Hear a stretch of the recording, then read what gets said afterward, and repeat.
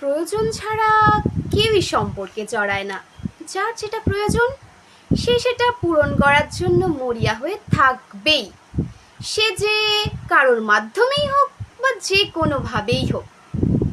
যার যতটা প্রয়োজন সে ঠিক ততটা সময় পর্যন্ত থাকবে, তারপর হয়তো সে প্রয়োজনটা ফুরিয়ে গেলে ঠিক অন্যর সাথে জড়িয়ে যাবে। সেটা কোনো সম্পর্ক বিশেষও হতে পারে। কালো যদি মন্দ হবে তবে কেশ কেন পাকিলে, কালো কেশে রাঙা কুসুম হেরেছ কি নয়নে। আসলে না, মানুষ হলো বহুরূপী।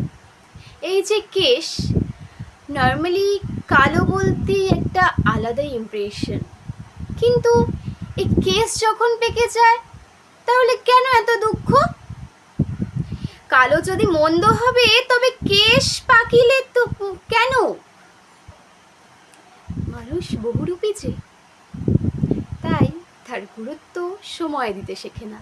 চুল পাকিলে তাহার মনে পড়ে, কেশ তুমি পাকিলে কেন। গুরুত্ব। একজন ফরাসি কবি খুব সুন্দর বলেছেন, মৃত্যুর পর হৃদয় মুক্তি পাবে, শরীরটা যাবে ভেসে। প্রথম কদিন সবাই শোকাহত থাকবে, পরে ভুলে যাবে সবাই হেসে। মৃত্যুর দিন তারপর বড় জোর শ্রাদ্ধ শান্তি অবধি সবাই মনে রাখবে, তারপর সবাই হেসে হেসে সেটা ভুলে যাবে।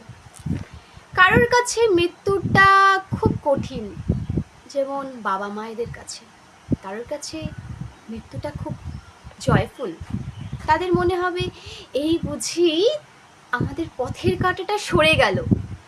পথের কাঁটাটা সরে গেল, মৃত্যুতে সে দারুণ খুশি। আসলে সুখ দুঃখ হাসি কান্না সবটা নিয়েই জীবন, তাই মৃত্যু কারোর কাছে শোকাহত, কারোর কাছে ভীষণ আনন্দিত। Feelings the force distribute inside, not knowing where life is taking me and just pretending to smile through the pain, because no other there is a right now, no other option there is right now.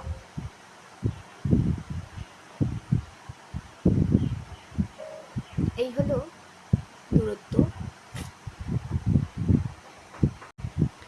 Feeling the force distribute inside, not knowing where life is taking me and just pretending to shine through the pain, because there is no other option right now.